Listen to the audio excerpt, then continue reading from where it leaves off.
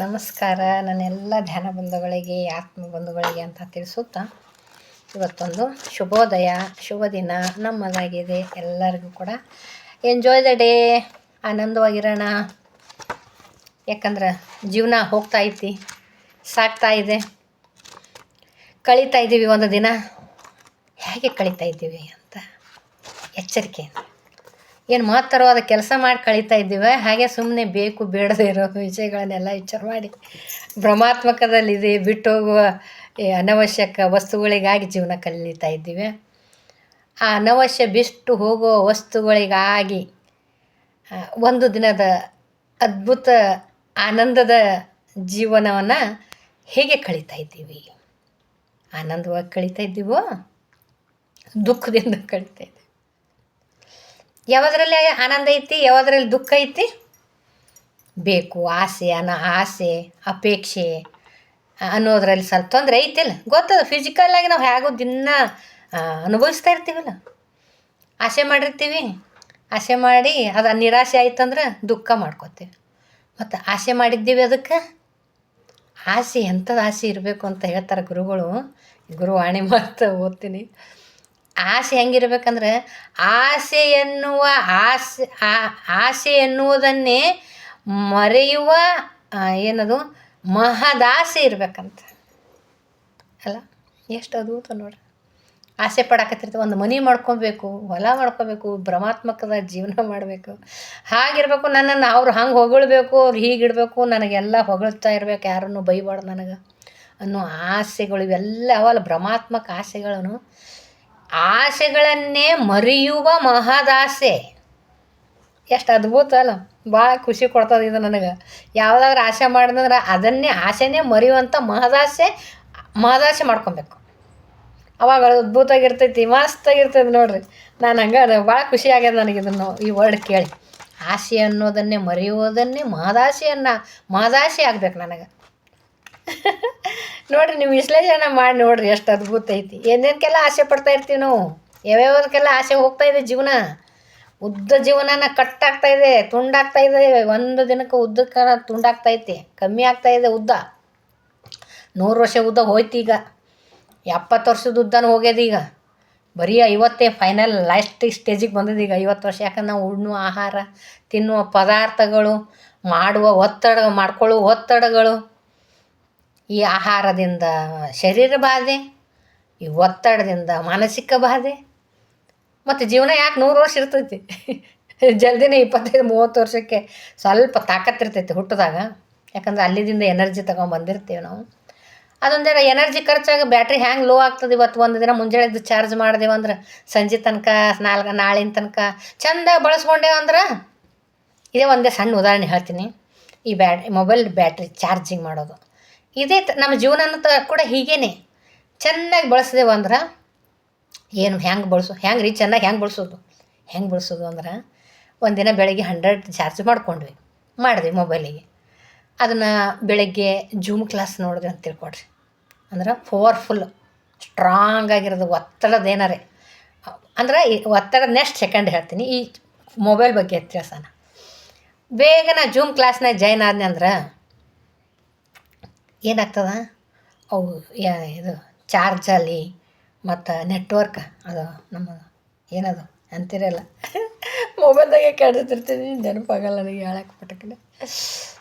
Network ಅದನ್ನು ಬೇಗ ಖರ್ಚಾಗಿಬಿಡ್ತದೆ. Data ಜೂಮ್ನಾಗ ಓಡಿದ್ರೆ ಒಂದು 50% ಹೋಗ್ಬಿಡ್ತದೆ. ಬೇಗ ನೋಡ್ಬಿಟ್ಟೆವು ಅಂದ್ರೆ ಭಾಳ ಜೂಮ್ನಾಗ ಕ್ಲಾಸ್ನಾಗ ಜಾಯ್ನ್ ಆದೇವು ಅಂದ್ರೆ ಬೇಗ ಖರ್ಚಾಗಿಬಿಡ್ತದೆ. ಆಮೇಲೆ ಜೂಮ್ ನೋಡಲಿಲ್ಲ ಅಂದ್ರೆ ಹಂಗೆ ಮೊಬೈಲ ಫೋಟೋ ತಗೊಳ್ಳೋದು, ಹಾಗೆ ಹೀಗೆ ಆ ಥರ ಈ ಥರ ನೋಡಿಕೊಂಡು ಯೂಟ್ಯೂಬ್ ನೋಡಕತ್ತೇವಂದ್ರೆ ಒಂದು 25% ಖರ್ಚಾಗ್ಬಿಡ್ತದೆ ಜಲ್ದಿನೇ. 50% ಜೂಮ್ನಾಗೊಳದಾಗ ಜಾಯ್ನ್ ಹೋದೆವಂದ್ರೆ. ಆಮೇಲೆ ಮೊಬೈಲ್ ನೋಡಿದೆವಂದ್ರೆ, ಏನು ಮೊಬೈಲಲ್ಲ ಯೂಟ್ಯೂಬ್ ನೋಡಿದೆವಂದ್ರೆ ಒಂದು 50% ಹೋಗ್ಬಿಡ್ತದೆ ಜಲ್ದಿನೇ. ಡಾಟಾ ಖಾಲಿ ಆಗಿಬಿಡ್ತೈತೆ. ಆಮೇಲೆ ಬರೀ ಫೋಟೋಗಳು ಇಂಥವೆಲ್ಲ ಫೋಟೋಗಳು ನೋಡ್ಕೊಂಡು ಹೋದೆವಂದ್ರೆ ಏನೋ ಒಂದು 10% ಖಾಲಿ ಆಗ್ತದೆ. ಅದು ಹೆಂಗೆ ಖರ್ಚು ಮಾಡಿದೆವು ನಾವು? ಅಲ್ಲಿಗೆ ಬರ್ತು ಎಷ್ಟಾಯ್ತು? ಅದೊಂದು 50%, ಇದೊಂದು 25%, ಇದೊಂದು ಹಂಗೂ ಹಿಂಗೂ ನೋಡಿ ಒಂದು ಮೊಬೈಲ್ ಒಂದು ಮುಂದಿನ ದಿನ ಎಲ್ಲ ನಾಳಿನ ತನಕ ಒಂದು ಫೋಟೋ ನೋಡಿದ್ರೆ ನಾಳಿನ ತನಕ ಬರ್ತೈತಿ. ಹಂಗೆ ಈಗ ನಾವೇನು ಮಾಡ್ಕೊಂಡೀವಿ 100% ಜೀವನ 100 ವಯಸ್ಸು ಇತ್ತಿಲ್ಲ, ಆಯಸ್ಸೆಲ್ಲ 100 ವರ್ಷ ಇರ್ತಿತ್ತಿಲ್ಲ ಅವಾಗೆಲ್ಲ. ಇವಾಗ ಈ ಒತ್ತಡ ಜೀವನಕ್ಕೆ ಏನು ಮಾಡ್ಯದ, ಅದು ನಾವು ಮಾಡ್ಕೊಂಡಿದ್ದಲ್ಲ. ಈಗ ಅದು ಹಂಗೆ ಹುಟ್ಟಿಬಿಟ್ಟಿವಿ, ಅಂಥದ್ರಾಗೆ ಹುಟ್ಟೀವಿ. 50% ಜೀವನದಾಗೆ ಹುಟ್ಟಿಬಿಟ್ಟೇವಿ. ಹೆಂಗಂದ್ರೆ ಆಲ್ರೆಡಿ ಕಲುಷಿತ ಆಗಿಬಿಟ್ಟೈತೆ. ಏನು ಮಾನಸಿಕ ಕಲುಷಿತ ಅಂತೂ ಮೊದಲೇ ಆಗ್ತದೆ. ನಾವು ಮಾಡ್ಕೊಳ್ಳಿಲ್ಲ ಅಂದ್ರೂ ಜನರೇ ಕೊಡ್ತಾರೆ ಫ್ರೀಯಾಗಿ. ಮಾನಸಿಕ ಗೊಂದಲ, ಜಗಳ, ಜೀಟಿ ನಂಬಲ್ಲಿ ಒಂದು ಸ್ವಲ್ಪ ಇರ್ತೈತಿ. ಆಸೆ ಅನ್ನೋದು, ಅಹಂಕಾರ ಅನ್ನೋದು, ನಾನು ನಂದು ಅಹಂಕಾರ ಅಂತ ಇರ್ತೈತಲ್ಲ, ಇದಿಷ್ಟು ಇರ್ತೈತಿ. ಮತ್ತು ಜನರು ಕೂಡ ಹೋಲ್ ಬಿಡು ಅಂತ ಅಂದ್ಕೊಂಡು ಕೂತ್ಕೊಂಡ್ರು ಏನು ಮಾಡ್ತಾರೆ, ಅಕ್ಕಪಕ್ಕದವರು ಸುಮ್ಮನೆ ಕೂತರು ಕೂಡ ಏನರ ಒಂದು ನಮ್ಮನ್ನು ಶೂನ್ಯ ಏನು ಮಾಡ್ತಾರೆ, ಗೊಂದಲಕ್ಕೆ ಈಡು ಮಾಡ್ತಾರೆ, ಜಗಳಕ್ಕೆ ಈಡು ಮಾಡ್ತಾರೆ, ಡಿಸ್ಟರ್ಬ್ ಮಾಡಿಬಿಡ್ತಾರೆ. ಹಂಗಾದಾಗ ಮತ್ತು ಅಲ್ಲಿಗೆ ಏನೈತಿ ಜೀವನ? ಆಹಾರ ಪದ್ಧತಿನೂ ಸರಿ ಇಲ್ಲ. ಆಹಾರ ನಮ್ಮ ದೇಹಕ್ಕೆ ಏನು ಬೇಕಾದ ಅವ್ನು ತಿನ್ನಕತ್ತಿಲ್ಲ. ಏನು ತಿನ್ನತ್ತಿ? ಪಾನಿಪುರಿ, ಗೋಬಿ ಮಂಚೂರಿ, ಬರ್ಗರ, ಗುರ್ಗರ. ಅದರಲ್ಲಿ ಏನೈತಿ? ಮೈದಾ ಹಿಟ್ಟ. ಒಟ್ಟು ಜೀರ್ಣ ಆಗಲ್ಲ, ನಮ್ಮ ದೇಹಕ್ಕೆ ಜೀರ್ಣ ಆಗಲಾರ್ದಂಥ ಶಕ್ತಿನ, ಆಹಾರನ ತಿನ್ನಕತ್ತೀವಿ. ಯಾರು ಆಹಾರನ ನಾವು ಒಳ್ಳೆಯ ಆಹಾರ, ಹಸಿರು ತರಕಾರಿ ಯಾರು ತಿನ್ನಕತ್ತೀವಿ ನೋಡ್ರಿ. ತರಕಾರಿ ತಂದು ಚೆಂದ ಕಟ್ ಮಾಡಿ ಕೂತು ಎಲ್ಲರ ಜೊತೆಯಾಗಿ ಊಟ ಮಾಡಿ ಮಾನಸಿಕವಾಗಿ ಆರೋಗ್ಯದಿಂದ ಎಲ್ಲರೂ ಮಿಂಗಲಾಗಿ ಪ್ರೀತಿಯಿಂದ ಉಣೋದು ಇಲ್ಲ. ಒಬ್ರೊಬ್ಬರೇ ಉಣೋದೇನು ಉಣ್ಣಕತ್ತೀವಿ, ಏನು ಉಣ್ಣಕತ್ತೀವಿ, ಏನು ಹೊಟ್ಟೆಗೆ ಸೇರಕತ್ತದ ಆಹಾರ ಅನ್ನೋದೇ ಮರ್ತೋಗೈತಿ. ಯಾಕಂದ್ರೆ ಕಾಣಿಸೋದಿಲ್ಲ, ಯಾಕಂದ್ರೆ ನೋಡೋದಿಲ್ಲ. ನಾವು ಏನು ನೋಡತ್ತೀವಿ? ನಾವು TV, ಮೊಬೈಲ್ ನೋಡ್ಕೋತ ಹಾಕ್ತಾರದು ಗೋಣಿನ ಚೀಲಕ್ಕೆ. ಇರ್ಬೇಕ್ರಿ, ಬೇಡ ಅನ್ನಲ್ಲ. ಮೊಬೈಲ್ TV ಬೇಡ ಅನ್ನಲ್ಲ. ಅವಶ್ಯ ಇದ್ದದಕ್ಕಿಷ್ಟು ಬಳಸ್ಕೊಳ್ಳೋಣ. ನಾವು ಬಿಟ್ಟೇವಿ. ಅವಶ್ಯ ಇದ್ದಾಗೂ ಕೂಡ ಅದೇ ಅನವಶ್ಯ ಅದನ್ನೇ ತೊಗೊಂಡು ಬಳಸ್ಕೊಳಕತ್ತಿ. ಹಾಗಾಗಿನೇ ನಮ್ಮ ದೇಹ ಏನು ಅವಶ್ಯ ಅನ್ನೋದು ಮರ್ತು ಬಿಟ್ಟೇವಿ. ನಾನು ಆರಾಮಾಗಿರಬೇಕು, ನನ್ನ ಉಸಿರಿರಬೇಕು, ನನ್ನ ಬಾಡಿ ಗಟ್ಟಿಮುಟ್ಟಾಗಿರಬೇಕು, ಮಾಡಿದ್ದ ಬಳಸ್ಕೊಂಡು ಜೀವನ ಮಾಡಕ್ಕೆ. ಬಾಡಿ ವೀಕ್ ಮಾಡಿಕೊಂಡು ಮನಿ ಮಾಡಿ, ರೊಕ್ಕ ಮಾಡಿ, ರೂಪಾಯಿ ಮಾಡಿ, ಅದು ಅನುಭವಿಸೋಕೆ ನಾನೇ ಇರಲಿಲ್ಲ ಅಂದ್ರೆ ಮಾಡೋದೇನದು? ಯಾಕೆ ಮಾಡ್ಬೇಕು ಅಷ್ಟೊಂದು? ಅನುಭವಿಸ್ಲಾಕ ಇರಲಾರ್ದಷ್ಟು, ತಾಕತ್ತಿರಲಾರ್ದಷ್ಟು ದುಡ್ದು ಗಳಿಸಿ ಮಾಡೋದೇನದು? ಮತ್ತು ಯಾರಿಗೆ ಮಾಡಿರೋದು ಇದೆಲ್ಲ? ಹಿಂದಿರೋರಿಗೆ ನಮ್ಮ ಜೀವನನ ಬದಿಗೆ ಒತ್ತಿಟ್ಟು ಹಂಗೆ ಮಾಡ್ತಾರೆ ಎಲ್ಲರೂ. ನಾವು ಹಂಗೆ ಇದ್ದೀವಿ, ಇಲ್ಲಲ್ಲ. ಅದನ್ನು ಎಷ್ಟು ಭ್ರಮಾತ್ಮಕದಾಗಿದ್ದೀವಿ ಅಂತ, ಮೂರ್ಖರಿದ್ದೀನಿ ಅಂತ ಹೇಳೋಕೆ ಇಷ್ಟಪಡ್ತೀನಿ. ಅದಕ್ಕೆ ಈ ಭ್ರಮಾತ್ಮಕದಿಂದ ಸತ್ಯದ ಕಡೆ ದಾರಿ. ಸತ್ಯ ಏನಂತ ಅರ್ಥ ಆಯ್ತು ಅಂದ್ರೆ ಭಾಳ ಖುಷಿ ಆಗ್ತದೆ. ಏನು ಬೇಕಾಗ್ಯದ ಅದೇ ನೋಡ್ರಿ. ಸತ್ಯ ಒಂದೇ ಅರ್ಥ ಮಾಡ್ಕೊಳ್ಳೋಣ. ಸತ್ಯ ಅಂದ್ರೆ ಒಂದಿಷ್ಟು ರೊಕ್ಕ ಇಡಮ್ಮ. ಭಾಳ ಸರಿ ಹೇಳ್ತಾ ಇರ್ತೀನಿ. ಒಂದಿಷ್ಟು ಇಲ್ಲಿ ರೊಕ್ಕ ಇಡಮು, ಒಂದು 5 ನಿಮಿಷ ಮುಚ್ಕೊಳ್ಳೋಣ, ಒತ್ತಿಡಮ್ಮ. ಯಾಕಂದ್ರೆ ನಾವು ಆದ್ರೆ ತೆಗಿತೀವಿ, ಬೇರೆಯವ್ರಿಗೆ ಹೇಳಮ್ಮ. ಯಾಕಂದ್ರೆ ನಮ್ಗೆ ಹಣ ಬೇಕಲ್ಲ ಇವಾಗ ಮೇನ.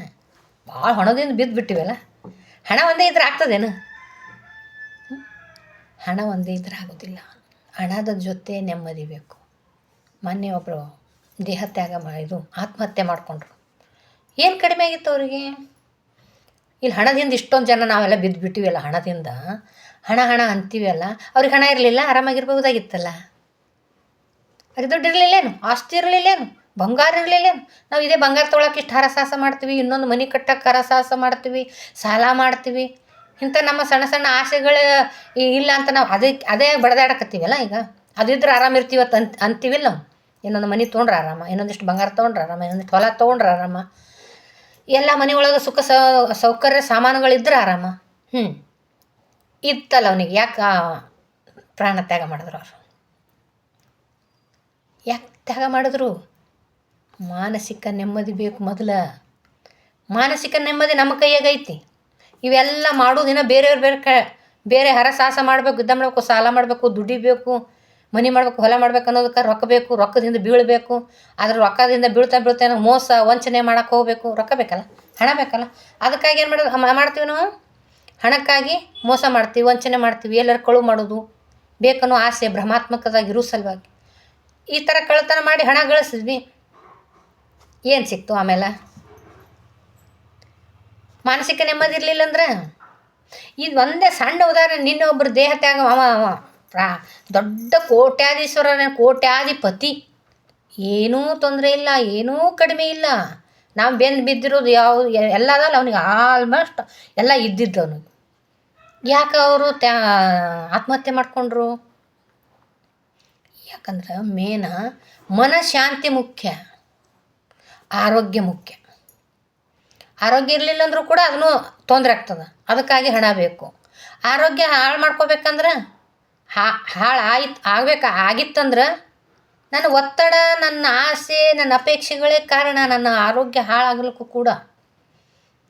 ಮಾನಸಿಕ ಹಿಂಸೆನೇ, ಮಾನಸಿಕ ರೋಗನೇ ನಮ್ಮ ದೇಹ ಸ್ಥಿತಿನ ಕೆಡ್ಸೋಕ್ಕೆ ಕಾರಣ.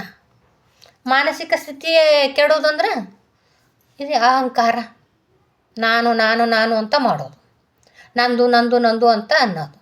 ಯಾವ್ದು ನಿಂದೈತಿ ಇಲ್ಲಿ? ಯಾವ್ದು ನಮ್ಮದು ಹೇಳ್ರಿ? ಏನದು ನಮ್ಮದು ಅನ್ನೋದು ಏನೈತಿ ಇಲ್ಲಿ? ಇರೋ ತನಕ ಬೇಕಷ್ಟೇ, ಬಳಸ್ಕೊಳಕ್ಕೆ ಬೇಕಷ್ಟೇ, ಕಂಟೈನರ್ಗಳು ಆಗಬೇಕಷ್ಟೇ. ನಾವು ಕಂಟೈನರ ನಾವು ಆಗಬಾರ್ದು, ವಸ್ತುಗಳೇ ನಾವೇ ಆಗಬಾರ್ದು. ವಸ್ತುಗಳು ಬೇಕು, ಬಳಸ್ಕೊಂಡು ಜೀವನ ಮಾಡಂತ ಸೃಷ್ಟಿಕರ್ತ ಸೃಷ್ಟಿ ಮಾಡಿ ಕಳ್ಸಾನೆ ಎಲ್ಲ ಕೊಟ್ಟು. ಬೇಕಾದಷ್ಟು ಅವನಿಗೆ ಸೃಷ್ಟಿಕರ್ತ ನಿನಗೇನು ಅವಶ್ಯ ಅದ ಆರಾಮಾಗಿರ್ಲಾಕ ಆರಾಮಾಗಿದ್ದು ಬಾ ಅಂತ ಕಳಿಸಿದ್ದಕ್ಕೆ ರೊಕ್ಕನೇ ಇಲ್ಲ, ಫ್ರೀ ಅದು, ಫ್ರೀ ಐತಿ. ಏನು ನೋಡ್ರಿ ಫ್ರೀ ಆಗಿರೋದು ಯಾವುದು? ನೀರು ಫ್ರೀಯಾಗಿ, ಗಾಳಿ ಫ್ರೀಯಾಗಿ, ಭೂಮಿ ಫ್ರೀಯಾಗಿ, ಆಕಾಶ ಫ್ರೀಯಾಗಿ, ಅಗ್ನಿ ಫ್ರೀಯಾಗಿ. ಇವು ಅವಶ್ಯ ಐತಿ ನಮ್ಮ ಶರೀರಕ್ಕೆ, ನಮ್ಮ ಜೀವನಕ್ಕೆ. ಇವು ಇರಲಿಲ್ಲ ಅಂದ್ರೆ ಆಗ್ತದೇನು? ನೀರು ಕುಡಿಲಾರ ಇರೋದಕ್ಕಾಗ್ತದ? ಭೂಮಿ ತಾಯಿ ಅನ್ನ ಆಹಾರ ಪ್ರಸಾದ ಕೊಡ್ತಾಳೆ, ಭೂಮಿ ತಾಯಿ ಇರಲಾರೆ ಆಗ್ತದ? ನೀರು, ಗಾಳಿ, ಉಸಿರಿರ್ಲಾರ್ದೆ ಆಗ್ತದ? ವಿಶಾಲವಾದ ಆಕಾಶ, ಪ್ರತಿದಿನ ಎಷ್ಟೊಂದು ಗಲೀಜು ಮಾಡ್ತೀವಿ ನಾವು. ಈ ವಿಶಾಲವಾದ ಆಕಾಶ ಏನು ಮಾಡ್ತೈತಿ? ಪ್ರತಿದಿನ ಸ್ವಚ್ಛ ಮಾಡಿಬಿಡ್ತೈತಿ ಪ್ರಕೃತಿ. ಇವು ಇರ್ಲಾರ್ದೆ ಆಗ್ತದೇನು? ನಾವು ಒಂದಿಷ್ಟು ಡಸ್ಟ್ಬಿನ್ ಮನ್ಯಾಗೆ 3 ದಿನ ಡಸ್ಟ್ಬಿನ್ ಇಟ್ಕೊಂಡಿದ್ದಂದ್ರೆ ಗಬ್ ನಾರ್ತೈತಿ. ಅದನ್ನೇ ಪ್ರಕೃತಿಗೆ ಹಾಕಿಬಿಡ್ರಿ, ಅದರ ವಿಶಾಲವಾದ ಜಾಗಕ್ಕೆ ಹಾಕಿಬಿಡ್ರಿ. ಗಾಳಿಯಲ್ಲಿ ತೇಲ್ಕೊಂಡು ಸ್ವಚ್ಛಂದ ಮಾಡಿಬಿಡ್ತಾನೆ ಆಕಾಶ. ಮತ್ತು ನೀರು, ಬಾತ್ರೂಮ್ಗೆ ಹೋಗಿ ಬರ್ರಿ. ಇವು ಸಣ್ಣ ಸಣ್ಣ ಮನಿ ವಿಷಯಗಳು ಅರ್ಥ ಮಾಡ್ಕೊಂಡ್ರೇ ನಾವು ಸತ್ಯ ದರ್ಶನ ಆಗ್ತದೆ. ಸತ್ಯ ದರ್ಶನ ಆಗಬೇಕಾದ್ರೆ ಹಿಮಾಲಯಕ್ಕೆ ಹೋಗಿಸಿಂದ್ರೆ ಹಿಮ ಆಗುತ್ತನ ಕುಂಡ್ರೋದಲ್ಲ, ಅದು ನೆಕ್ಸ್ಟ್ ಸೆಕೆಂಡ್ರಿ ಸಾಧನೆ. ಸಣ್ಣ ಸಣ್ಣ ಸತ್ಯಗಳನ್ನು ಅರ್ಥ ಮಾಡ್ಕೊಂಡೇವು ಅಂದ್ರೆ ಸತ್ಯ ದರ್ಶನ ಆಗ್ತದೆ. ಅಲ್ಲಿಗೆ ನನ್ನ ಅಹಂಕಾರ ಇಳಿತದೆ, ನಾನು ಅನ್ನೋದು ಹೋಗ್ತದೆ. ಇವು ಇರಲಿಲ್ಲ ಅಂದ್ರೆ ಆಗ್ತದೆ. ಈಗ ನಾ ಮಾಡಿದೆ ಏನು ಮಾಡಿದೆ? ಈಗ ನಾನು ಅಂತ ಅಂತೀವಲ್ಲ, ಈಗ ನಾನು ಹಿಡ್ಕೊಂಡೆ ಹೇಳ್ತೀನಿ, ನನ್ನಂದೇ ಹೇಳ್ತೀನಿ ಕತೆ. ಯಾಕಂದ್ರೆ ನಾನು ಇನ್ನೊಬ್ರಿಗೆ ಅಂದ್ರೆ ಮತ್ತೆ ನಾನು ಕೆಟ್ಟಾಗ್ತೀನಿ. ಯಾಕಂದ್ರೆ ನನ್ನ ಸ್ಥಿತಿ ನಿಮ್ಮ ಸ್ಥಿತಿ ಸೇಮೇ. ನಂದು ಹೇಳೋದು ನಿಮ್ದು ಹೇಳೋದಂಗೆ. ಈಗ ನಿಮ್ಮದತ್ತು ಬೇಡ ತೋರಿಸ್ಲಾರೆ ನಂದಂತ ಹೇಳ್ತಾ ಹೋದ್ರೆ ಅದು ಎಲ್ಲ ಮ್ಯಾಚ್ ಆಗ್ತದೆ. ಒಂದೇ ದಾರಿಯಲ್ಲಿ ಇದ್ದೀವಲ್ಲ ಎಲ್ಲರೂ. ಇದೇ ಭ್ರಮಾತ್ಮಕದಾಗ ಮನೆ ಮಾಡೋದು, ಮನೆ ತೊಗೊಳ್ಳೋದು, ಇನ್ನೊಂದು ಪ್ಲಾಟ್ ತೊಗೊಳ್ಳೋದು, ಇನ್ನೊಂದು ಹೊಲ ತೊಗೊಳ್ಳೋದು, ಇನ್ನೊಂದಿಷ್ಟು ಹಣ ತೊಗೊಳ್ಳೋದು, ಇನ್ನೊಂದು ಮಂದಿ ಮಕ್ಳು ಮುಂದೆ ಅವ್ರು ಹಂಗಂದ್ರು ಇವ್ರು ಹಿಂಗಂದ್ರು ಅವು ಮನಸ್ಸಿಗೆ ಹಚ್ಕೊಳ್ಳೋದು. ಇವು ಏನು ಮಾಡೋದು? ಇವೇನು ಬರ್ತಾವನಿ ಅದಕ್ಕೆ? ಇವೇನೋ ಪ್ರಯೋಜನಕ್ಕೆ ಅದಾವೇನೋ? ನನ್ನ ಜೀವನಕ್ಕೆ ಪ್ರಯೋಜನಕ್ಕೆ ಅದಾವೇನೋ? ನನ್ನ ಜೀವನ ಮಾಡೋದಕ್ಕೆ ಪ್ರಯೋಜನ ಇರುವುದಕ್ಕನ್ನು ಬೆಲೆ ಕೊಡೋಣ. ಪ್ರಯೋಜನ ಇರಲಾರ್ದವರು ಅವರು ನಮ್ಮಂಗೆ ಬಂದವ್ರು ಯಾರೋ ಅವ್ರು ಅಂದ್ರಂತ ನಮಗೆ. ಅಣ್ಣ, ಅವ್ವ, ಅಕ್ಕ, ತಮ್ಮ, ಹಿಂದೆ ಮುಂದೆ ಬಂದು ಬಾಂಧವರು ಯಾರೋ ಏನೋ ಅಂದ್ರಂತ. ಯಾರೋ ಏನೋ ಅಂದಿದ್ದಕ್ಕೆ ನಾನು ಮಾನಸಿಕ ಮಾಡ್ಕೊಂಡು ಸತ್ನಂತ. ಮಾನಸಿಕ ಮಾಡ್ಕೊಂಡು ಜೀವ ಸಣ್ಣ ಮಾಡ್ಕೋತ ಕೂತ್ಬಿಡೋದಂತ. ಮನೆಯವ್ರಿಗೆ ಅಷ್ಟು ಹೈರಾಣ ಮಾಡ್ಕೊತ ಹಾಸ್ಪಿಟ್ಲಿಗೆ ದುಡ್ಡು ಹಾಕ್ಕೊಂತ. ಎಲ್ಲಿ ರೋಗದ ಮೂಲ ಅದಂತ ಗೊತ್ತಾಗ್ಲಾರೆ ಹಾಸ್ಪಿಟ್ಲಿಗೆ ದುಡ್ಡು ಹಾಕೋದು. ಬೆನ್ನು ನೋವು ಬಂತು, ಕೈ ನೋವು ಬಂತು, ಕಾಲು ನೋವು ಬಂತು, ತಲೆನೋವು ಬಂತು. ಯಾಕೆ ಬಂತು? ಏನು ಮಾಡಿರಂತ ಅದ್ರ ಮೂಲ ಹುಡುಕ್ಬೇಕು ನಾವು ಮೊದಲು.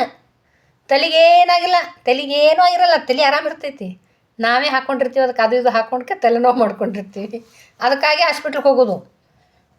ಹಾಸ್ಪಿಟ್ಲಿಗೆ ಹೋಗಿ ಏನು ಮಾಡೋದು? ಸಡನ್ಲಿ ಒಂದು ಮೆಡಿಸನ್ ತೊಗೊಳ್ಳೋದು. ಆಗಿಂದಾಗೆ ಒಂದು ಮೆಡಿಸನ್ ತೊಗೊಳೋದು. ಅದೇನು ತಲೆನೋವು ಅದು ಕಮ್ಮಿ ಆಗೋದಿಲ್ಲ. ಅದು ತಲೆನೋವು ಕಡಿಮೆ, ಒಳಗಡೆಯಿಂದ ತಲೆನೋವು ಕಮ್ಮಿ ಆಗೋಲ್ಲ, ಮೇಲೆ ಅಡ್ಗೋಡೆ ಹಾಕೋದು ಅದಕ್ಕೆ. ಆ ಮೆಡಿಸನ್ನಿಂದ ಮಂದು ಮಾಡಿಬಿಡೋದು ಅದಕ್ಕೆ. ಹಾಗಾಗಿ ಅದು ಮಂದಾಗಿದ್ದಕ್ಕೆ ಅದು ತಲೆನೋವು ಕಮ್ಮಿ ಆದಂಗೆ ಆಗ್ತದೆ. ಆದ್ರೆ ಒಳಗಡೆ ತಲೆನೋವು ಐತ್ಲ, ಯಾರಿಂದನ ಹಾಕ್ಕೊಂಡಿರೋ ಒಳಗಡೆ ತಲೆನೋವು, ಅದನ್ನು ತೆಗಿಬೇಕ್ರಿ. ಅದನ್ನು ತೆಗೆದೇವಂದ್ರೆ ತಲೆನೋವೇ ಬರೋಲ್ಲ. ಹಾಕ್ಕೊಳ್ಳಿಲ್ಲ ಅಂದ್ರೆ ತಲೆನೋವೇ ಬರೋದಿಲ್ಲ. ಹಾಕ್ಕೊಂಡ್ರು ಒಂದು ವೇಳೆ ತೆಗೆದೇವಂದ್ರೆ ತಲೆನೋವು ಹೋಗ್ತದೆ. ಇಷ್ಟೇ ಮೂಲ. ಬೇಕು ಬೇಕು ಬೇಕು ಅಂದೇವಂದ್ರೆ ಹೈರಾಣದ. ಸಾಕು ಸಾಕು ಸಾಕು ಅಂದೇವು ಅಂದ್ರೆ ಸುಖ ಐತಿ. ಬೇಕು ಎಷ್ಟು ಬೇಕು ಅಷ್ಟು ಬೇಕು ಅಲ್ಲ, ಎಷ್ಟು ಬೇಕು ಅಷ್ಟು ಬೇಕು ಅಂತ ಬಳಸ್ಕೊಳ್ಳೋಣ ನಾವು. ಇವೆಲ್ಲ ಇದ್ದಿದ್ದರ ಬಳಸ್ಕೊಳಕ್ಕೆ ಬದುಕೋಣ ಮೊದಲು. ಬದುಕಲಿಕ್ಕೆ ಏನು ಬೇಕು? ಗಟ್ಟಿಗೆ ಮುಟ್ಟಾದ ಶರೀರ ಬೇಕು, ಮಾನಸಿಕ ಸ್ಥೈರ್ಯ ಬೇಕು, ಧೈರ್ಯ ಬೇಕು. ಈ ಮಾನಸಿಕ ಸ್ಥೈರ್ಯ, ಧೈರ್ಯ, ಈ ಗಟ್ಟಿಮುಟ್ಟಾದ ದೇಹ ಎಲ್ಲನೂ ನಾನು ಗಳಿಸಿರೋದನ್ನು ಬಳಸ್ಕೋಬೇಕಂದ್ರೆ, ನಾನು ಗಳಿಸಿರೋ ಹಣ ಚೆನ್ನಾಗಿ ಉಂಡು ತಿಂದು ಚೆನ್ನಾಗಿ ಎಲ್ಲರಿಗೂ ನೋಡಿ ಒಳ್ಳೆ ರೀತಿಯಿಂದ ಮಾತಾಡಿ ಆರಾಮ್ಸೆ ಇರಬೇಕಂದ್ರೆ, ಬಳಸ್ಕೊಳಕ್ಕೆ ನಾನು ಇರಬೇಕು ಅಂದ್ರೆ, ಆರಾಮಾಗಿರಬೇಕು ಅಂದ್ರೆ ಧ್ಯಾನ ಮಾಡಬೇಕು, ಧ್ಯಾನಸ್ಥರಾಗಬೇಕು. 1 ಗಂಟೆ ಧ್ಯಾನ ಮಾಡಬೇಕು. ಬ್ರಾಹ್ಮಿ ಮುಹೂರ್ತದಾಗ 1 ಗಂಟೆ ಧ್ಯಾನ ಮಾಡಿದೆ ಅಂದ್ರೆ ಈ ಮೇಲ್ಗಡೆ ಈ ಭ್ರಮಾತ್ಮಕದೆಲ್ಲ ಅದಾವಲ್ಲ, ಇವು ಎಷ್ಟು ಬೇಕಾತ ಗೊತ್ತಾಗ್ತದೆ. ಆನಂದ ಇಲ್ಲೇ ಇತ್ತೋ, ಎಲ್ಲದ ಆನಂದ ಅನ್ನೋದು ಗೊತ್ತಾಗಬೇಕಾದ್ರೆ ಏನು ಮಾಡಬೇಕು? ಕ್ವಶನ್ ಇದಾವೆ ನಮಗೆ. ಆನಂದ ಎಲ್ಲಿದೆ ಅಂತ ಗೊತ್ತಾಗಬೇಕಾದ್ರೆ ಏನು ಮಾಡಬೇಕು? ಏನು ಮಾಡಬೇಕು ಅಂದ್ರೆ ಧ್ಯಾನ ಮಾಡಬೇಕು. 1 ಗಂಟೆ ನನಗಾಗಿ ಕಣ್ಣು ಮುಚ್ಚಿ ಕೂತ್ಕೋಬೇಕು.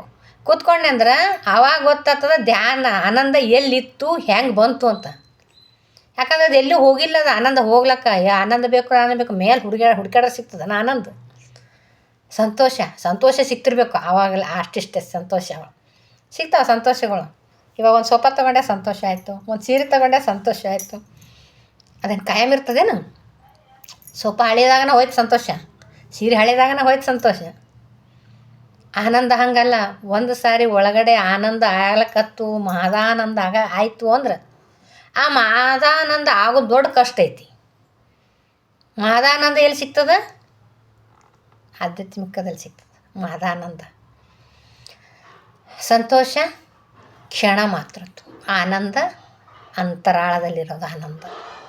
ಏನು ಹಿಂಸಾತ್ಮಕದಾಗ ಬದುಕಮ್ಮ, ಏನು ಆನಂದದ ಜೀವನ ಸಾಗಿಸೋಣ. ಯಾವ್ದು ಮಾಡ್ಬೇಕು ನಾವು? ಈಗ ಎದಕ್ಕೆ ಬಂದೀವಿ ಇಲ್ಲಿಗೆ? ಅಳ್ಳಕೋತ ಬಡ್ಕೋತ ಹೊಡ್ಕೋತ ಅವ್ರ ಜೋಡಿ ಜಗಳ, ಇವ್ರ ಜೋಡಿ ಜಗಳ, ಅವರು ಅಂದ್ರೆ ಇವ್ರೊಂದು ಎಲ್ಲರ ಶತ್ರುಗಳು ಮಾಡ್ಕೊಂಡು ಹೋಗಕ್ಕೆ ಬಂದ್ವೇನು? ಅದಕ್ಕೆ ಕಳ್ಸೇನ ನಮ್ಮ ಗುರುಗಳು ಸೃಷ್ಟಿಕರ್ತ. ಎಲ್ಲ ಸೃಷ್ಟಿ ಮಾಡಿ ಆರಾಮಾಗಿದ್ದು ಬರೋವಾದ ನಮ್ಮ ಚೆಂದಾಗಿ ಎಲ್ಲ ಕೊಟ್ಟಿನಿ ಬಳಸ್ಕೊಂಡ್ಕೆ ಆರಾಮಾಗಿದ್ದು ಬಾ ಅಂತಂದಿದ್ದರು. ಹಂಗೂ ಹಿಂಗೂ ಒತ್ತಡಕ್ಕಾಯ್ತು, ಏನಿದೆ ಸಾಧನೆ ಮಾಡೋಕ್ಕಾಯ್ತು, ಏನು ಟರ್ನ್ ಆಯ್ತು ಜೀವನ. ಕಿಡ್ನಿ ಒಂದು ಇದಾಗಿ ಯಾವಾಗ ಕಿಡ್ನಿ ಆಗೋದೆಲ್ಲ ಒಳ್ಳೇದಕ್ಕೆ ಅನ್ನೋದಕ್ಕೆ ಇದಕ್ಕೆ ಅಂತಾರೇನಂತೀನಿ.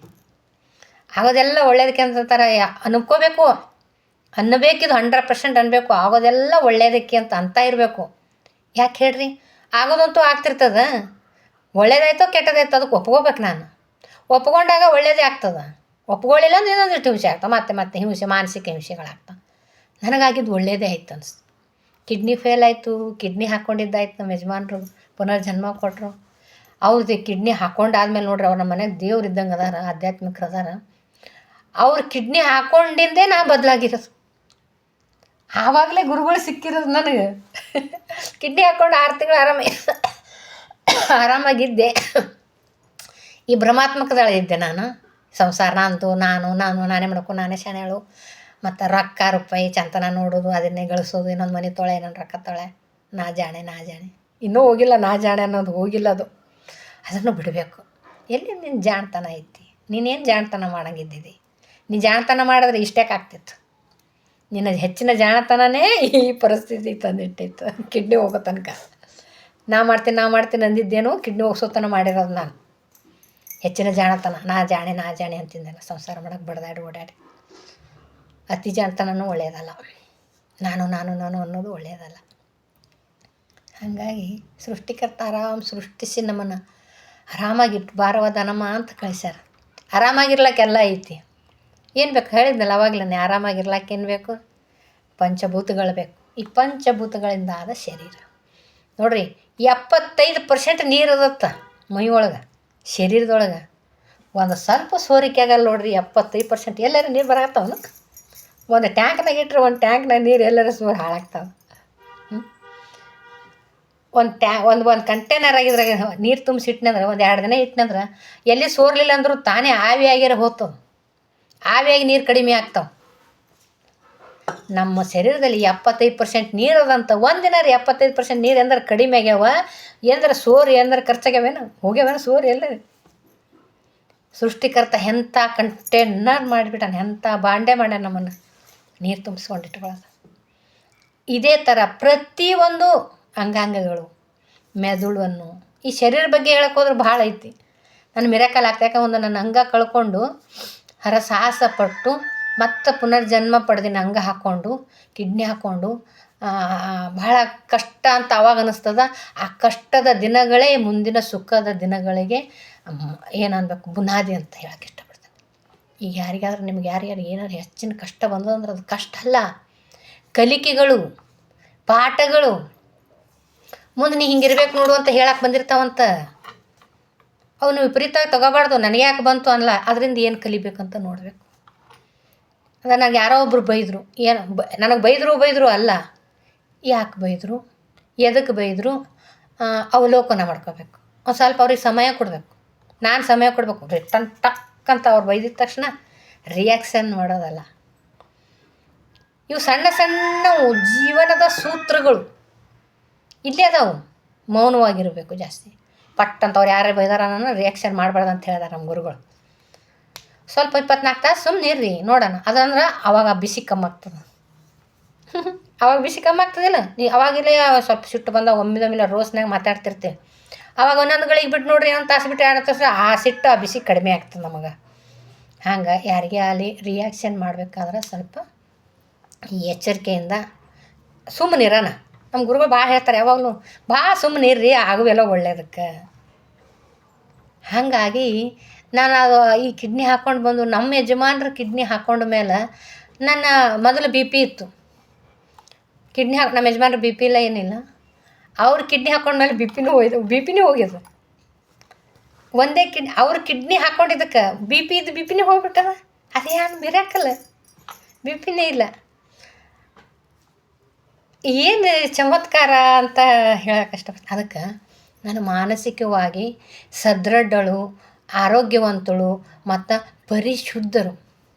ನಮ್ಮ ಯಜಮಾನರು ಭಾಳ ಶುದ್ಧವಾದ ಮನಸ್ಸು ಅವ್ರದ್ದು. ಒಂದು ಇರ್ಬಿಗೂ ಕೂಡ ಮೋಸ ಮಾಡ್ಬೇಕನ್ನೋರಲ್ಲ, ಹಾಳು ಮಾಡ್ಬೇಕನ್ನೋ. ಯಾರು ಬೈದ್ರು ಅಂದ್ರೆ ಅವ್ರಿಗೆ ರಿಯಾಕ್ಷನ್ ಮಾಡಲ್ಲ. ನಾನೇ ಎಷ್ಟೋ ಏನಾರು ಹತ್ತಿರ್ತೀನಿ, ನನಗೆ ಈಗ ಇತ್ತೀಚಿರ್ತಾರೆ, ಅವ್ರು ಒಂದು ಮಾತಾಡೋದು ನಾನು 4 ಮಾತಾಡೋದಲ್ವ, ಮಾತಾಡಬಾರ್ದು. ಏನೋ ಅವ್ರು ಮಾಡಿದ್ದು ಅವ್ರಿಗೆ ಸರಿ ಇರ್ತದೆ. ನನಗೆ ಸರಿ ಇರ್ಬೇಕು ಅನ್ನೋದು ಹೆಂಗೆ, ಅವ್ರು ಮಾಡಿದ್ದು ಅವ್ರಿಗೆ ಸರಿ ಇರ್ತೈತಿ, ನಾನು ಮಾಡಿದ್ದು ನನಗೆ ಸರಿ ಇರ್ತದೆ. ನಾನೇ ಯಾರ ಮಾತು ಕೇಳಲ್ಲ ಅಂದಮೇಲೆ ನನ್ನ ಮಾತು ಯಾಕೆ ಅವ್ರು ಕೇಳಬೇಕು? ಯಾರ ಮಾತು ಕೇಳಿ ಏನದು? ಈಗ ಅವ್ರವ್ರ ತಿಳುವಳಿಕೆ ಪ್ರಕಾರ ಅವ್ರವ್ರು ಇರ್ತಾರೆ. ನನ್ನ ಮಾತೇ ಕೇಳಿ ಅನ್ನೋದು ಬತ್ತು, ಅಹಂಕಾರ ಬತ್ತು ಅಂದ್ರೆ ಅಲ್ಲಿಗೆ ಮಾನಸಿಕ ಒತ್ತಡನೂ ಆಗ್ತದೆ, ದೇಹದ ಮೇಲೆ ಪರಿಣಾಮನೂ ಬೀರ್ತಾವೆ. ಇತ್ತೀಚೆಗಂತೂ ದೇಹ ತಡ್ಕೊಳ್ಳೋ ಶಕ್ತಿ ಇಲ್ಲ. ಯಾಕಂದ್ರೆ ಅದು ಅಶಕ್ತಿತ್ವದ ಆಹಾರ ತಿನ್ನಲಾರ್ದಕ್ಕೆ ಏನಾಗೈತಿ, ಆಹಾರ ಸೇವನೆ ಮಾಡ್ಲಾರ್ದಕ್ಕೆ, ಇಂಥವ್ರು ಪಿಜ್ಜಾ ಬರ್ಗರು ಶಕ್ತಿ ಇಲ್ಲಾರ್ದು ಆಹಾರ ತಿನ್ನಲಾರ್ದಕ್ಕೆ ದೇಹ ಯಾವಾಗಲೂ ತಡ್ಕೊಳಕ್ಕೆ ತಯಾರಿಲ್ಲ. ಈಗ ದೇಹದ ಶಕ್ತಿ ಕಮ್ಮಿ ಆಗೈತಿ. ಶಕ್ತಿಯುತ ಆಹಾರ ಹಾಕಿದ್ರೆ ನೀವು ಒಂದು ಗಿಡ ಬೆಳೆಸ್ಬೇಕಂದ್ರೆ ಒಳ್ಳೆ ಗೊಬ್ಬರ ಹಾಕಿದ್ರೆ ಚೆನ್ನಾಗಿ ಗಿಡ ಬರ್ತಾವೆ. ಅದಕ್ಕೆ ಏನು ಹಾಕ್ಲಾರೆ ಎಂದರೋ 3 ದಿನಕ್ಕೊಮ್ಮೆ ನೀರು ಹಾಕೋದು, ಮತ್ತು ಇನ್ನೊಂದಿಷ್ಟು ಅದ್ರ ಮೇಲೆ ಇಂಥವು ಏನಾರ ತಂದು ಕಸ ಹಾಕಿದ್ರೆ ಚೆಂದ ಬೆಳಿತಾನೆ ಗಿಡ. ಹಂಗೆ ನಾವೇನು ಮಾಡೀವಿ, ದೇಹಕ್ಕೆ ಒಳ್ಳೆ ಆಹಾರನೂ ಹಾಕೋದಿಲ್ಲ, ಮತ್ತು ಆಮೇಲೆ ಈ ಮೆಂಟಲ್ ಡಿಪ್ರೆಷನ್ಗೂ ಹೋಗ್ತಾ ಇರ್ತೀವಿ. ಒತ್ತಡನೂ ಹಾಕ್ಲಿಕತ್ತೀವಿ ಮ್ಯಾಲೆ. ಆ ಜೀವನ ಹಂಗೆ ಮಾಡಬೇಕು ಹೀಗೆ ಮಾಡಬೇಕು ಅನ್ನೋದು ಈ ಒತ್ತಡವನ್ನ ಕಸ ಕೂಡ ಗಿಡದ ಮೇಲೆ ಹಾಕಿದಂಗೆ ಗಿಡ ಬೆಳೆಯಲ್ಲ. ಹಂಗೆ ನಮಗೆ ಮಾನಸಿಕವಾಗಿಯೂ ಕೂಡ ಒತ್ತಡ ಮಾಡ್ಕೊಳಕತ್ತೀವಿ. ಹಾಗಾದಾಗ ಹೆಂಗೆ ಶರೀರ ಸದೃಢವಾಗಿರ್ತೈತಿ? ಅದಕ್ಕಾಗಿ ನಾವು ತಿನ್ನುವ ಆಹಾರ, ನಾವು ಸೇವಿಸುವ ಆಹಾರನೂ ಕೂಡ ಪರಿಶುದ್ಧವಾಗಿರಬೇಕು, ಸಾತ್ವಿಕವಾಗಿರಬೇಕು. ಮತ್ತು ನಾವು ನೋಡುವ ನೋಟ ಸಾತ್ವಿಕವಾಗಿರಬೇಕು, ಕೇಳುವ ಮಾತು ಸಾತ್ವಿಕವಾಗಿರಬೇಕು, ನಾವು ಉಸಿರಾಡುವ ಗಾಳಿ ಸಾತ್ವಿಕವಾದ ಗಾಳಿ ಇರಬೇಕು. ಅಲ್ಲಿ ಇರ್ಬೇಕು ನಾನು, ಗಾಳಿ ಎಲ್ಲ ಇರಲಿ, ಸಾತ್ವಿಕವಾದ ಗಾಳಿ ಉಸಿರು ಅಂದರೆ ಒಳ್ಳೆ ಇದರಲ್ಲಿ ಪಾಸಿಟಿವ್ ಇರೋ ಕಡೆ ಇರಬೇಕು ನಾವು ಯಾವತ್ತೂ. ದೇವಸ್ಥಾನಗಳು, ಆಶ್ರಮದಲ್ಲಿ, ಧ್ಯಾನದಲ್ಲಿ, ಒಳ್ಳೆಯ ಪ್ರಕೃತಿ ಮಧ್ಯೆ ಇದು ನೋಡ್ರಿ ನೀವು. ಪ್ರತಿಯೊಂದು ಗಿಡ ಮಾತಾಡ್ತಾವ, ಗಿಡಗಳು ಹೇಳ್ತಾವೆ ಬನ್ನಿರಿ ಇಲ್ಲಿ ಕೂತ್ಕೊಡ್ರಿ ತಂಪಾಗಿರ್ರಿ ಅಂತ ಅವು ಹೇಳ್ತಾವೆ. ತನಗಾಗಿ ತನ್ನ ಜೀವಿಸಲ್ಲವು, ನಮಗಾಗಿ ಜೀವಿಸ್ತಿರ್ತಾವೆ. ಹಣ್ಣು ಕೊಡ್ತಾವೆ, ಹಣ್ಣು ತಾವೇ ತಿಂತಾವೆ ನಾವು. ಹಾಗಾಗಿ ತಾವೇ ನನಗಾಗಿ ನಾನೇನು ಮಾಡ್ಕೊಳ್ಳಾರ್ದಂಗೆ ಹೋದ್ನಂದ್ರೆ ಅವಾಗ ಬರ್ತಾವೆ ಚಪ್ಪಾಳೆ. ನನಗಾಗಿ ನಾನು ಮಾಡಿಕೊಂಡು ಚಪ್ಪಾಳೆ ತಟ್ಟಿಸ್ಕೋತೀನಂದ್ರೆ ಸಿಗೋದಿಲ್ಲ. ಈಗೇನು ನಾನಲ್ಲ, ಇವಾಗ ನನಗಾಗಿ ನಾನು ಮಾಡ್ಕೊಂಡು ಪರಸೇವೆ ಪರಮಾತ್ಮನ ಸೇವೆ ಅಂತ ಏನಾರು ಮಾಡ್ಕೊತ ಹೋದೆ ಅಂದ್ರೆ ಆವಾಗ ಚಪ್ಪಾಳೆ ತನ್ನಿಂದ ತಾನೇ ಮೇಲಿಂದ ಮೇಲೆ ಚಪ್ಪಾಳೆ ಬರ್ತಾವೆ. ಆವಾಗ ನಮಗೇನಾಗಿರ್ತೈತಿ, ಚಪ್ಪಾಳೆ ಕೇಳುವ ಸ್ಥಿತಿಯಲ್ಲಿ ನೋಡುವ ಸ್ಥಿತಿಯಲ್ಲಿ ನಾವು ಇರುವುದಿಲ್ಲ. ಕಿವಿಗೆ ಬೀಳುವಲ್ಲ, ಅವ್ರು ಚಪ್ಪಾಳೆ ಹೊಡೆದ್ರು ಅಷ್ಟೇ, ಹೊಗಳಿದ್ರು ಅಷ್ಟೇ, ಬೈದರು ಅಷ್ಟೇ, ಎಲ್ಲದಕ್ಕೂ ರೆಡಿ ಇರ್ತೇವೆ ನಾವು. ಏನು ಪರರ ಸೇವೆ ಮಾಡುವ ಸ್ಥಿತಿ ನಮ್ಮಲ್ಲಿ ಬರಬೇಕು. ನನಗೆ ನನಗೆ ನನಗೆ ನಂದು ನಂದು ನಾನು ನಾನು ನಾನು ಅನ್ನೋ ಹೊತ್ನ್ಯಾಗ ಚಪ್ಪಾಳೆ ಆಸೆ ಪಡ್ತೀವಿ, ಹೊಗಳಿಕೆಗೆ ಆಸೆ ಪಡ್ತೀವಿ. ಈ ಪರಸೇವೆಯನ್ನು ಮಾಡಕ್ಕೆ ಹೋಗ್ತೀವಲ್ಲ, ಪರಸೇವೆ ಮಾಡ್ಬೇಕನ್ನೋಷ್ಟ್ರೊಳಗಾಗಿನೇ ನಮ್ಮ ಅಹಂಕಾರ ಅರ್ಧ ಕಳೆದಿರ್ತೈತಿ, ಹೋಗಿರ್ತದೆ ಅರ್ಧ. ಪರಸೇವೆ ಮಾಡಬೇಕು, ಅಲ್ಲೇ ಐತಿ ಸತ್ಯ ಅಂತ ಗೊತ್ತಾದಾಗೆ ನಮ್ಮ ಅಹಂಕಾರ ಕಳ್ಕೊಂಡಿರ್ತೀವಿ. ಆವಾಗ ಚಪ್ಪಾಳೆ ಹಾಕಿದ್ರೇನು, ಹೂವಿನ ಹಾರ ಹಾಕಿದ್ರೇನು, ಕಿರೀಟ ಇಟ್ಟರೇನು, ನಮಗೇನು ಫರಕ್ ಬೀಳಲ್ಲ. ಸಾಧನೆಯಲ್ಲಿರಬೇಕು, ಪರಸೇವೆಯಲ್ಲಿರಬೇಕು. ಇವಾಗ ನಮ್ಮ ಸಿದ್ದೇಶ್ವರ ಶ್ರೀಗಳು ಎಷ್ಟು ಸರಳ ವ್ಯಕ್ತಿ, ಉನ್ನತವಾದ ತೇಜಸ್ಸು, ಉನ್ನತವಾದ ಚೈತನ್ಯ ಶಕ್ತಿ ಅವರು.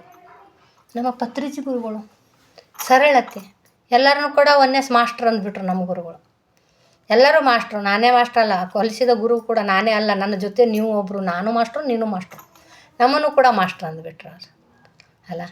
ಹಂಗೆ ಒನ್ನೆಸ್ಸಾಗಿ ಪರಸೇವೆ ಪರಮಾತ್ಮನ ಸೇವೆ ಅಂತ ಮಾಡಿದಾಗ ಪರಮಾತ್ಮನೇ ನಮ್ಮ ಕೈ ಹಿಡಿತಾನೆ. ನಮ್ಮ ದೇಹ ಸ್ಥಿತಿನೂ, ನಮ್ಮ ಮಾನಸಿಕವಾಗಿ ನಮ್ಮ ಸಂಸಾರನ ಅವರೇ ತೂಗಿಸ್ಕೊಂಡು ಹೋಗ್ತಾರೆ.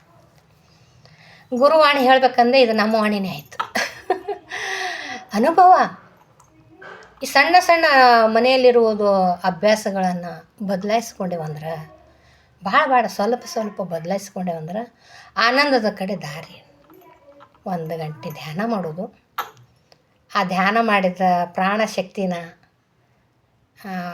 ಗಳಿಸಿರೋ ಶಕ್ತಿನ, ಉಸಿರು ಬೇರೆ ಪ್ರಾಣಶಕ್ತಿ ಬೇರೆ. ಉಸಿರಾಟ ಅಂದರೆ ಗಾಳಿಯಲ್ಲಿರುವುದು ಒಂದು ಪ್ರಾಣಶಕ್ತಿ ಅಂತ ಐತಿ. ಆ ಚೈತನ್ಯ ಶಕ್ತಿ ಅದು ಕಣ್ಣಿಗೆ ಕಾಣಲ್ಲ, ಯಾವ ಇದರಲ್ಲಿನೂ ಹೋಗಲ್ಲ, ಏನೂ ಇಲ್ಲ. ಈ ಬ್ರಹ್ಮರಂಧ್ರ ಅಂತ ಐತಲ್ಲ ನಮ್ಮ ತಲೆಯೊಳಗೆ, ಆ ಬ್ರಹ್ಮರಂಧ್ರದೊಳಗೆ ನೀರು ಹಾಕ್ಕೋತೀವಿ, ಎಣ್ಣೆ ಹಚ್ಕೋತೀವಿ, ಏನಾರು ಒಳಗೆ ಇಳೀತದೇನ? ಒಳಗೆ ಇಳಿಯಲ್ಲ. ಅದು ಪ್ರಾಣಶಕ್ತಿ ಮಾತ್ರ ಹೋಗ್ತದೆ. ಅದೆಷ್ಟು ಸಣ್ಣ ರಂಧ್ರ ಇರಬೇಕಲ್ಲಿ.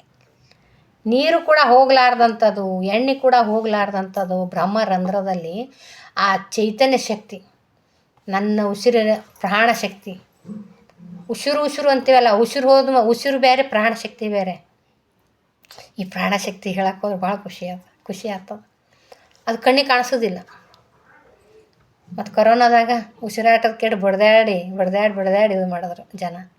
ಪ್ರಾಣಶಕ್ತಿ. ಇವಾಗ ಒಂದು ಬಾಗಿಲಲ್ಲಿ ನೋಡ್ರಿ, ಒಂದು ಬೆಡ್ರೂಮಲ್ಲಿ ಎಲ್ಲ ಕಿಟಕಿ ಬಾಗಿಲೆಲ್ಲ ಬಂದ್ ಮಾಡಿ ನಾವು ಬೆಡ್ರೂಮ್ನಲ್ಲಿ ಕೂತ್ರು ಕೂಡ ನಾವು ಬದುಕ್ತೀವಿ. ಗಾಳಿನೇ ಇಲ್ಲರಿ ಹ್ಯಾಂಗೆ ಬರ್ತೀವಿ. ಎಂಥದೋ ಒಂದು ಸಂಧಿಲೆಯಲ್ಲಿ ಎಂದರಲ್ಲಿ ಆ ಪ್ರಾಣಶಕ್ತಿ ಅನ್ನೋದನ್ನು ನಮ್ಗೆ ತಲುಪ್ತಾ ಇರ್ತೈತೆ. ಚೈತನ್ಯ ಶಕ್ತಿ ಅದು ಅಷ್ಟು ಸೂಕ್ಷ್ಮವಾದ ಆ ಚೈತನ್ಯ ಶಕ್ತಿ ಐತಿ. ಅದು ಕಣ್ಣಿಗೆ ಕಾಣಿಸೋದಿಲ್ಲ, ಹೇಳಕ್ಕೆ ಬರೋದಿಲ್ಲ. ಹೇಳಕ್ಕೆ ಬರಲಾರ್ದಂಥದ್ದು ಹೆಂಗೆ ರೀ ಹಸಿವಾಗ್ತದೆ. ಈ ಒಳಗಡೆ ದೇಹದಲ್ಲಿ ಎಲ್ಲ ವಿಸರ್ಜನಾ ಕ್ರಿಯೆ ಆದ, ಒಳಗಡೆ ಅಂಗಾಂಗಗಳು ಕಾರ್ಯಾಚರಣೆಯಲ್ಲಿ ಅದಾವ. ಯಾರು ಮಾಡ್ತಾಯಿದ್ದಾರೆ ಅದನ್ನು? ಈ ಉಸಿರಾಡಕತ್ತಾರ ಯಾರದು ಅತಿಥಿ? ಯಾರು ಒಳಗಡೆ ಇರೋರು? ಯಾರು ಉಸಿರಾಡಕತ್ತಾರ? ಒಳಗಡೆ ಒಬ್ರು ಕೂತು ಕೆಲಸ ಮಾಡಕತ್ತಾರಲ್ಲ, ನಮ್ಮ ದೇಹದಲ್ಲಿ ಒಳಗಡೆ ಪ್ರತಿಯೊಂದು ಅಂಗಾಂಗಗಳು ಕೆಲಸ ಮಾಡಕತ್ತಾರಲ್ಲ, ಯಾರವ್ರು ಮಾಡೋರು? ಯಾರದು? ಹಸಿವಾಗಕತ್ತದ, ಹಸಿವಾಯ್ತು. ಹಸಿವು ಹೆಂಗಾಯ್ತು? ಯಾರು ಮಾಡಿದ್ರು ಹಸಿವು? ನಿದ್ದೆ ಬಂತು. ಹೆಂಗೆ ಬಂತು ನಿದ್ದೆ? ಎಲ್ಲಿಂದ ಬಂತು? ಯಾವುದದು ನಿದ್ದೆ? ಯಾರು ನಿದ್ರಿ ಅದು? ಅದೇ ಪ್ರಾಣಶಕ್ತಿ. ಅಗೋಚರವಾಗಿರೋದು, ಕಣ್ಣಿಗೆ ಕಾಣಿಸ್ತಿರೋದು, ವರ್ಣನೆ ಮಾಡೋಕ್ಕಾಗದಿರೋದು ಅಗೋಚರ. ಅದೊಂದು ದಿವ್ಯ ಚೈತನ್ಯ ಶಕ್ತಿ, ಪ್ರಾಣಶಕ್ತಿ. ಆ ಪ್ರಾಣಶಕ್ತಿನ ಗಳಿಸ್ಕೋಬೇಕಂದ್ರೆ ಶೂನ್ಯಸ್ಥರಾಗಿ ಧ್ಯಾನಸ್ಥರಾಗಬೇಕು. ಆವಾಗ ಆ ಪ್ರಾಣಶಕ್ತಿ ಬರ್ತೈತಿ. ಪ್ರಾಣಶಕ್ತಿ ಬಂದಾಗ ಆರಾಮಾಗಿರ್ತದೆ. ಪ್ರಾಣಶಕ್ತಿ ಒಂದಿತ್ತು ಅಂದ್ರೆ ಆಹಾರನೂ ಬೇಡ ಅಂತಿದ್ರು. ಇದು ಉದಾಹರಣೆ ಏನು ಅಂದ್ರೆ ಋಷಿ ಮುನಿಗಳು 120 ವರ್ಷ 2 ವರ್ಷ 200 ವರ್ಷ ಬದುಕಿರಿದ್ರಲ್ಲ, ಅವ್ರು ಏನು ತಿಂದಿದ್ರೇನು, ಆಹಾರ ಸೇವನೆ ಮಾಡಿದ್ರೇನು, ಸುಮ್ಮನೆ ಕೂತು ಧ್ಯಾನ ಮಾಡ್ತಿದ್ರಲ್ಲ. ಸುಮ್ಮನೆ ಕುಂತು ನಿರ್ವಿಚಾರದೊಂದಿಗೆ ಶೂನ್ಯಸ್ಥರಾಗಿ ಭ್ರಮಾತ್ಮಕದಿಂದ ಆಚೆ ಬಂದು ಒಳಗಡೆ ಇಳಿದಾಗ, ಅಂತರಾಳಕ್ಕೆ ಇಳಿದಾಗ ವಿಸ್ತಾರ ಆಗ್ತದಲ್ಲ, ವಿಸ್ತಾರ ಆಗ್ತದೆ, ಮನಸ್ಸು ವಿಸ್ತಾರ ಆಗ್ತದೆ, ಎಲ್ಲ ಒಂದೇ ಅನಿಸ್ಬಿಡ್ತೈತೆ, ಬೇರೆ ಬೇರೆ ಏನೂ ಅನಿಸೋದಿಲ್ಲ. ಆವಾಗ ಧ್ಯಾನಸ್ಥರಾದಾಗ ಮನಸ್ಸು ವಿಸ್ತಾರ ಆದಾಗ ಪ್ರಾಣಶಕ್ತಿ ಹೆಚ್ಚಾಗ್ತದೆ, ಅವಾಗ ಚೈತನ್ಯ ಶಕ್ತಿ ಹೆಚ್ಚಾಗ್ತದೆ. ಈ ಚೈತನ್ಯ ಶಕ್ತಿ ಹೆಚ್ಚಾಗಬೇಕಾದ್ರೆ ನಾವೇನು ಮಾಡಬೇಕು? ಸಾತ್ವಿಕ ಆಹಾರ ಸೇವನೆ ಮಾಡಬೇಕು, ಸಾತ್ವಿಕವಾದ ದೃಶ್ಯಗಳು ನೋಡಬೇಕು, ಸಾತ್ವಿಕವಾದ ಕೇಳಬೇಕು, ಸಾತ್ವಿಕ ಮಾತಾಡಬೇಕು. ಯಾರ ಜೋಡಿ ಯಾರು ಮಾತಾಡೋದು ಯಪ್ಪ ಚೆನ್ನಾಗಿ ಯಾರು ಮಾತಾಡೋದು ಏನು ನಮ್ದೇನು ಗಟ್ಟು ಹೋಗ್ತದೆ? ಒಳ್ಳೆ ಮಾತಾಡೋದು ಏನು ಆಸಿಗಿಸಿ ಬರ್ಕೊಡ್ತೀವೇನು ಅವರಿಗೆ? ಇಲ್ಲಲ್ಲ. ಆರೋಗ್ಯವಾಗಿರಬೇಕು ಅಂದ್ರೆ ಇವು ಇಂಪಾರ್ಟೆಂಟ್. ಅಭ್ಯಾಸನ ಸಣ್ಣ ಸಣ್ಣ ಅಭ್ಯಾಸಗಳನ್ನು ಸರಿಯಾಗಿ ಮಾಡಬೇಕು. ಒಳ್ಳೆಯ ಅಭ್ಯಾಸಗಳನ್ನು ಸ್ವಲ್ಪನೇ ಮಾಡ್ಕೋತ ಹೋಗೋಣ. ಕೆಟ್ಟ ಅಭ್ಯಾಸನ ಸ್ವಲ್ಪ ಬಿಡೋಣ, ಒಳ್ಳೆಯ ಅಭ್ಯಾಸನ ಸ್ವಲ್ಪ ಮಾಡೋಣ ಅಲ್ಲ ಅಂತ ಹೇಳ್ತೀನಿ. ಅರ್ಧ ಗಂಟೆ ಆಯಿತು ಇಷ್ಟೇ ಮಾತಾಡುವಷ್ಟರೊಳಗಾಗಿ. ಹಾಂ, ಸಾಕು. ವಿಡಿಯೋ ಲಾಂಗ್ ಆದರೆ ನೋಡೋ ಪರಿಸ್ಥಿತಿ ಇಲ್ಲ, ನಾವಿಲ್ಲ ಈಗ. ಲಾಂಗ್ ವಿಡಿಯೋಗಳೆಲ್ಲ ನೋಡೋಲ್ಲ, ಟಕ್ ಟಕ್ ಟಕ್ ಫಾಸ್ಟ್ ಜೀವನ ಆಗಿಬಿಟ್ಟದಲ್ಲ. 1 ಮಿನಿಟ್ ವಿಡಿಯೋಗಳು, 30 ಸೆಕೆಂಡ್ ವಿಡಿಯೋಗಳು, ಏನು ಕೇಳಿ ಏನು ತಿಳ್ಕೊಂಡು ಸಾಧನೆ ಮಾಡ್ತೀವೋ ಏನೋ ಗೊತ್ತಿಲ್ಲ. ಸುಮ್ಮನೆ ಎತ್ತಿದ್ದು ಮೊಬೈಲ್ ಎತ್ತಿದ್ದು ಯಾರು ಒಂದು ಗುರುಗಳು ಒಂದು ಏನೋ ಹೇಳಕತ್ತಾರಂದ್ರೆ ನಿಂತು ಅದನ್ನು ಏನು ಹೇಳ್ತಾರಂತ ಕೇಳುವ ತಾಳ್ಮೆನೇ ಇಲ್ಲ. ನಮ್ಮನ್ನು ಹಿಡ್ಕೊಂಡು ಹೇಳ್ತೇನೆ. ಅದಕ್ಕೆ ತುಂಬ ಲಾಂಗ್ ಆದ್ರೆ ಎತ್ತು ಬಿಡ್ತಾರೆ ನಮ್ಮನ್ನು, ಮ್ಯಾಕ್ ಹೋಗವ ನಮ್ಮ ಬಿಡು, ನೀನು ಏನೇನು ಹೇಳಕತ್ತಿದ್ದಿ, ಮತ್ತೊಂದು ನೋಡ್ತೀವತ್ತ. ಏನು ನೋಡಿ ಏನು ತಗೋತಾರ ಅಂತ, ಏನು ನೋಡಿ ಎಲ್ಲನೂ ಚಂತನ ಮೊಬೈಲ್ ತಿಕ್ಕಿ ಏನು ಸಾಧನೆ ಮಾಡಿದ್ರಿ, ಏನು ಕಲ್ತ್ರಿ, ಏನು ಗಳಿಸಿದ್ರಿ, ಮತ್ತು ಏನು ಗಳಿಸಿದ್ದು ಕೆಟ್ಟದ್ದೇ ಮಾಡೋದು ಹೇಳ್ತಾರೆ, ಅದನ್ನೇ ನೋಡ್ತಾರೆ, ಅದನ್ನೇ ಮಾಡ್ತಾರೆ. ಕೆಟ್ಟದ್ದೇ ನೋಡೋದು, ಹೊರಗಡೆ ಯಾರು ಸಾತ್ವಿಕ ಆಹಾರ ತಿನ್ನುವನವ್ರಿಗೆ, ಧ್ಯಾನ ಮಾಡೋನವ್ರಿಗೆ ಯಾವ ಲೈಕು ಇಲ್ಲ, ಸಬ್ಸ್ಕ್ರೈಬ್ ಇಲ್ಲ. ಏನೋ ಇಷ್ಟು ಬ್ಲೌಸ್ ಹಿಂಗೆ ಒಂದು ಹೊರಗೆ ಹಿಂಗೆ ಉಲ್ಟಾ ಹಾಕ್ಕೊಂಡವ್ರದ್ದು ಎಕಡೆ ಇದ್ದು ಬಂದವ್ರು ನೋಡಿದ್ರೆ ಅವ್ರದ್ದು ನಿಂತು ನೋಡ್ಕೊತ ನಿಂತು ಬಿಡೋದು. ಏನು ಬರ್ತದೆ ಅದರಿಂದ? ಏನು ಬರ್ತದೆ ಅವ್ರಿಗೆ ಖುಷಿಗೆ ಗೊತ್ತು, ನೋಡೋರಿಗೆ ಗೊತ್ತು, ನಮಗೆ ಏನು ಗೊತ್ತು ಹೇಳ. ನಾವು ಮತ್ತೆ ನೋಡೋದು ಇದೆ, ಧ್ಯಾನದ್ದೇ ನೋಡೋದು, ಆಧ್ಯಾತ್ಮಿಕ ನೋಡೋದು, ಒಳಗಡೆ ಇಳಿಯೋದೇ ನೋಡೋದು, ಎಲ್ಲರನ್ನ ಸರಳ ಸ್ವೀಕಾರ ಮಾಡ್ಕೊಡ್ರಿ ಅಂತ ಅನ್ನೋದೇ ನೋಡೋದು. ನಾವು ಸರಳ ಸ್ವೀಕಾರ ಮಾಡ್ಕೊಂಡು ಇರಲಿ ಪಾಪ ಹೋಲ್ ಬಿಡ್ರಿ ಅಂತಂದ್ರೆ ಯಾಕೆ ಹೋಲ್ ಬಿಡು ಅನ್ಬೇಕು. ನಾ ಏನು ಮಾಡಿದ್ದೇವೆ ನೀವು ಹಂಗಾಯ್ತು ಹಿಂಗೆ ನಮಗೆ ವಾದ ಮಾಡ್ತಾರೆ.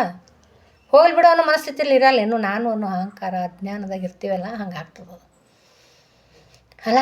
ಇರಲಿ, ಪರವಾಗಿಲ್ಲ. ಎಷ್ಟೋ ಆನಂದದಾಗಿರ್ಲಾಕೆ ನಮ್ಮ ಗುರುಗಳು ಒಂದು ದಾರಿ ತೋರ್ಸ್ಯಾರ. ಆಗೋದೆಲ್ಲ ಒಳ್ಳೆಯದಕ್ಕೆ ಅಂದ್ಕೊಂಡು ಏನೇ ಪರಿಸ್ಥಿತಿ ಮನೆ ಒಳಗೆ ಆಯ್ತಂದ್ರೆ ಯಾರೂ ಭಯಭೀತರಾಗಬೇಡ್ರಿ. ಅವು ಬಂದಿರೋ ಘಟನೆಗಳು ಯಾವ ಅಲ್ಲೇ ಕಾಯಂ ಉಳಿಯೋದಿಲ್ಲ, ಬರ್ತಾವ ಹೋಗ್ತಾವ. ಇವತ್ತು ಸುಖ ಅದ, ನಾಳೆಗೆ ದುಃಖ ಬರ್ತಾವ ಅನ್ನೋದು ನನಗೆ ನೆನಪಿನಾಗಿರಬೇಕು. ಇನ್ನು ಸುಖ ಇಟ್ಕೊಳಕ್ಕೆ, ಆನಂದ ಇಟ್ಕೊಳಕ್ಕೆ ನಮ್ಮ ಕೈಯಾಗದ. ಕಷ್ಟ ಅಂತೂ ಹೆಂಗಿದ್ರು ಬರ್ತಾಯಿರ್ತಾವೆ. ಒಂದು ಸ್ವಲ್ಪ ನಮಗೆ ನಮ್ಮ ಮನೆ ಪರಿಸ್ಥಿತಿಗಳಿಗೆ ಬರ್ತಾವೆ, ಒಂದು ಸ್ವಲ್ಪ ಮಂದಿ ಕೊಡ್ತಾರೆ ಫ್ರೀಯಾಗಿ ಜನರು. ಒಂದಿಷ್ಟು ನಾನೇ ತಗೋತೀನಿ ಕಷ್ಟ.